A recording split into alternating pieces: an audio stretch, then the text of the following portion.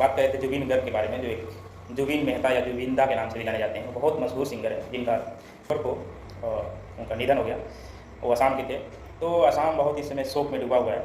असम इसलिए शोक में डूबा हुआ है कि जो ये जुबिन गर्ग थे वे एक सिंगर थे और उन्होंने खुल के विरोध किया, और कह सकते हैं कि बिना किसी राजनीति या के लिए असम के लोगों के लिए क्रांतिकारी या कहें उनके लिए वो लीडर थे। ठीक है, लीडर का मतलब यह ये है कि वो असम के लोगों के लिए अपने जान भी देने के लिए तैयार थे।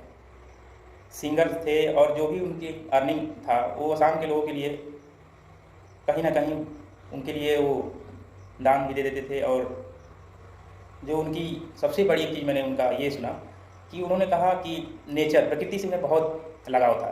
ठीक है, एक बार वो बता रहे हैं, वीडियो मैंने सुना था कि उन्होंने कहा कि मैं मुंबई में गया, मुंबई में धीरे धीरे अपना सिंगर का शुरुआती दौर था और उसमें नया नया सिंगर था। उसके बाद मैं ऑडिशन दिया और मुंबई में धीरे धीरे करते करते मैंने अपना घर बना लिया कुछ पैसों से। ठीक है, लेकिन कह रहे थे कि मैं मुंबई में मुझे अच्छा नहीं लगता है।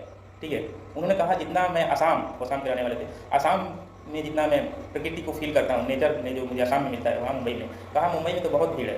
ठीक है, वहाँ एक लाइन बोले उन्होंने कि वहाँ केवल ट्रैफिक में ही आधा ज़िंदगी गुजर जाता है, मतलब कहा जाए ट्रैफिक के लिए। तो वहाँ जो जुबिन गर्ग थे वो प्रकृति से बहुत लगाव थे, यानी कह सकते हैं कि वो अपना कभी संस्कृति या कहें असम के लोगों के लिए बहुत उनका प्यार था। ठीक है, उन्होंने मुंबई में अपना बहुत बड़ा घर जो था उसको छोड़कर असम के लोगों के पास आ गया। ठीक है, और मैं बताऊं कि मैं भी देख रहा था कि असम के लोगों के लिए उनका जो प्यार था, लगाव था, बहुत ही ज़्यादा था। शायद ही कोई ऐसा एक्टर सिंगर होगा जो असम के लिए इतना कुछ किया होगा।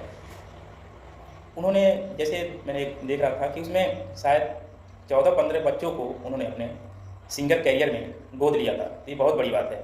ठीक है, यहाँ कोई एक दो नहीं लेता, वहाँ 14-15 बच्चों को गोद लिया और उनकी शिक्षा और परवरिश के लिए गोद लिया।